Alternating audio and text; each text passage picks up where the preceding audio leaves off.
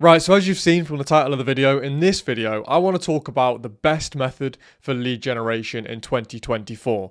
Because let's be real, marketing in 2024 is really tough. There is obviously so much competition, but also there's so many different methods and so many different things going on in the industry and so many different styles of content that you can produce as well. You know, obviously we do know that video is becoming the primary source of marketing content. You know, short videos are the thing now. TikTok and Reels have been dominating for a while. This is not news to anyone, but at the same time the question still always remains, and that question is, how do you actually convert from this marketing material? How would you actually get those leads and sales through the door? This is all that every company cares about. I feel like most platforms do have a focus on engagement and awareness now. You know, you see the algorithms on the like of Instagram and TikTok, they're really strong, they're really powerful, and engagement and awareness is obviously very important for every brand, especially from an organic marketing perspective. But like I said, a lot of companies want hard results, and although it's really good to sell them on awareness programs and how we can boost their following and get their reach massively increased through the right sort of video content and also ads, they do also want a second stream of marketing which is more performance focused. They want to see that return on investment. And some companies in particular, in some industries, need to see an instant ROI and need to see a hard ROI. And ROI is very much the sole focus for them, because that isn't the case for every brand nowadays, but still is for some, and it still is such an important metric. So that's enough waffle. What do I think the best method for lead generation in 2024 is? And in my opinion, it is email marketing. And it has probably been for a while, to be fair, and there's a few reasons why. The main one being that with email marketing, you are targeting a warm audience group. These are people that are on your customer list, and they're going to be on your customer list for a reason. They are either previous customers that have spent money with you before, or they have actively gone through some kind of lead funnel and some kind of lead generation, be that through advertising or be it through your website, to actively sign up to your newsletter. Now that shows that they obviously have serious intent about your brand. They care about your brand, your product. They actually want to know what it is you have to say and want to learn more from you. So that means that they are engaged customers. They are warm customers. They are probably the most likely to actually convert. Because if you think about paid advertising on social media, you are stopping people scroll, you're interrupting someone's day and trying to grab their attention with great content. Now, conversions can be really strong on that platform for a lot of businesses. You know, if you're a product-based business where your products aren't too expensive, you can get amazing conversion rates from paid social. But if you're a service-based business, especially if that's a higher ticket price, like myself as a digital marketing agency, where we're dealing with people that are spending multiple thousands per month, then it's not going to be an instant straight away simple conversion from just seeing an ad, is it? It's a nurture process.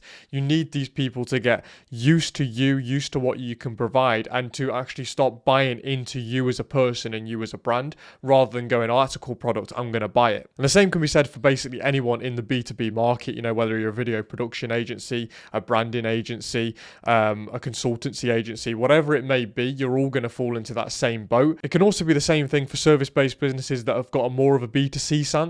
So for example, in the hospitality industry, a lot of restaurants and hotels, email marketing can be very powerful for them because it's very unlikely that they're going to get instant conversions from their paid social ads. So having a database of warm prospects that you can approach in innovative ways is so powerful and so important, especially in 2024, like I said, where a lot of stuff is awareness based. Now, a lot of people see email marketing as a little bit old school, but that definitely shouldn't be the case. I don't think that email marketing is what you should build your entire strategy around, and at the end of this video we'll talk a little bit about where I think email marketing should fit into your strategy. However, I think it is a really important cog, especially like I say for service-based businesses or businesses with a higher ticket price that really do rely on their warm traffic sources. So if you do want to implement some email marketing and maybe it isn't part of your strategy, or it is part of your strategy and you want to improve it, what can you do to get the most out of your email marketing? And the absolute priority, the absolute most important thing with email marketing is making it personalized. These emails have to be personalized. How many cold sales emails do you get per day? It's a joke. Honestly, the amount I get is a joke, and it is so frustrating. However, there are still some that do actually stand out and get me to click and open them because they are more personal. And the exact same thing goes for your email marketing campaigns that are trying to promote a service or a product. You need to make them personal for that person. Now, when you say a personalized email, a lot of people think, oh, you just need to address it to their person. That's easy. Put them in a database and we just address it to the first name or first and last name of that person in the database. Yes, obviously you need to do that anyway, but we need to be a lot more clever than that and a lot more personal than that in terms of what you're actually offering and what you're actually trying to get people to do within that email need to be specific to their buying behaviors and their specific customer behaviors that you have monitored over time and that you have learned through your other marketing channels and your other analytics tools. So for example, if you are an e-commerce business, then a really good personalization method could be you have a group of a lot of customers that have got a certain type of product, a certain genre of your product in their basket, and they aren't converting, they aren't purchasing, they've been sat in the basket for quite a while. You could create an email campaign to those members of your audience, to those people that are in your emailing list that have those products in their basket, and you could send them a personalized email about that very product because they've obviously shown clear interest in that product, but for whatever reason they're not converting. Maybe it's a case of they need reminding, or maybe it's a case of they need that little incentive to push them over the line. So in that case, you can provide them with an offer, with a sweetener, with something that is actually going to convert them. And this can see conversion rates absolutely fly through the roof because you're getting in front of people that you know are interested in what you have to do, have been so close to actually purchasing one of your products, and they're clearly very interested in one of your products, but they just haven't pulled the trigger. And this email can be the thing that ticks them over the edge to actually make them pull the trigger, and obviously that's going to be great for everyone. Another example is, say you're a restaurant, obviously in the hospitality industry, and you're running a set menu for Valentine's Day or whatever it might be, and you obviously want to sell that out and have that as a successful event and a successful night. If you have an email list of people that are your regulars, are people that you know have visited your restaurant very frequently, maybe are your highest spenders and are some of your best customers, and if you've been able to segment that group, then you could send an email to that group talking about this Valentine's Day promotion, and there's probably a good chance that you'll be able to sell it out in one night, depending on how big your restaurant is, of course. And that is obviously a game changer for people within that industry because it means that they can make loads of different offers for loads of different elements of their business and know that they've got a group of people there that they're probably going to be able to sell this to and sell it to very effectively. Now, this also means that on their social media channels, they don't necessarily always have to be talking about these offers, because something that is very popular and very common nowadays is people fall into the trap of trying to convert on their social media channels. So what they do is they're always promoting offers, always doing these incentives and things like that to try and convert.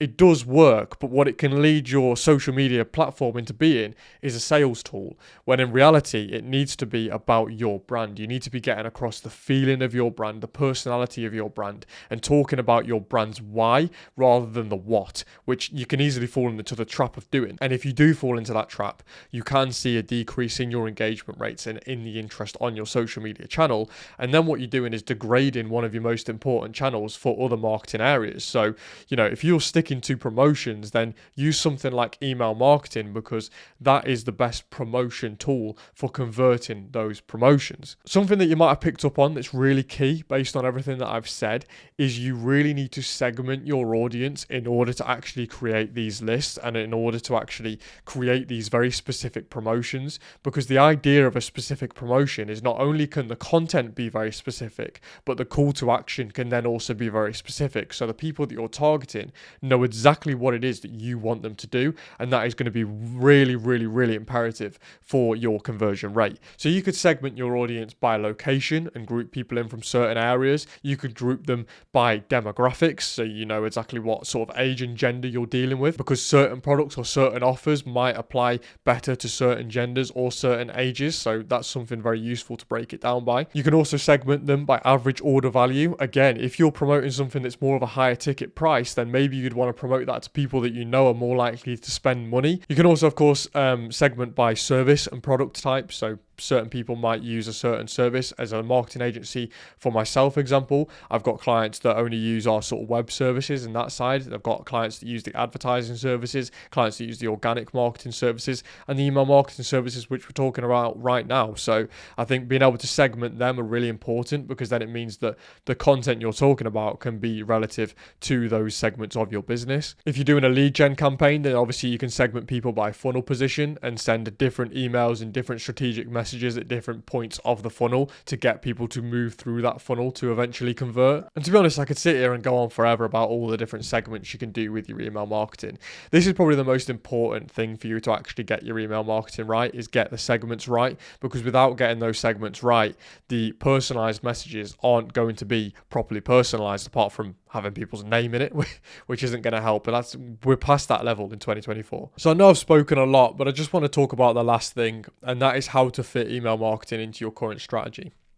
As I said at the start of the video, this isn't the be all and end all. This isn't me saying stop doing your other marketing methods and go into email, because to be honest with you, that's terrible advice, and that'd be pretty catastrophic to your business.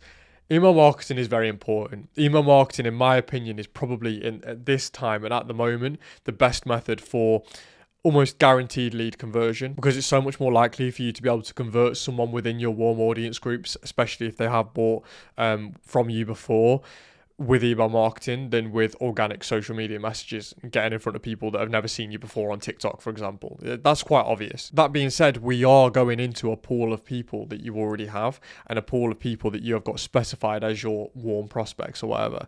And that means that you need to add to that pool consistently. You can't just keep going back to them and keep relying on the same customers. Obviously, every business is about growth and developing your audience, expanding your audience, and crucially, expanding your awareness, because you're not going to get any awareness from an email marketing campaign. It's not going to break out of your inner circle, let's say. So imagine you've got a fenced off garden, and in that garden is that group of customers. Now, these are great customers. These are customers that are probably going to spend quite a lot with you, and they're making you a lot of money. But if you kept it with that customer base forever, they're not, well, some of them are going to drop off, some of them aren't going to stay there forever, just naturally. Some of them are going to lose interest, some of them just might find an alternative, and before you know it, you dwindle down and you've only got 2 people left in your group. So you obviously need to be recruiting more, and as people come in, other people will leave. So although it's a great strategy, you still really need the other methods as well. You still need your organic social media marketing as sort of your hub and your base for marketing on the internet. And then I'd also say that you definitely need paid advertising to go along with it. So, whether that's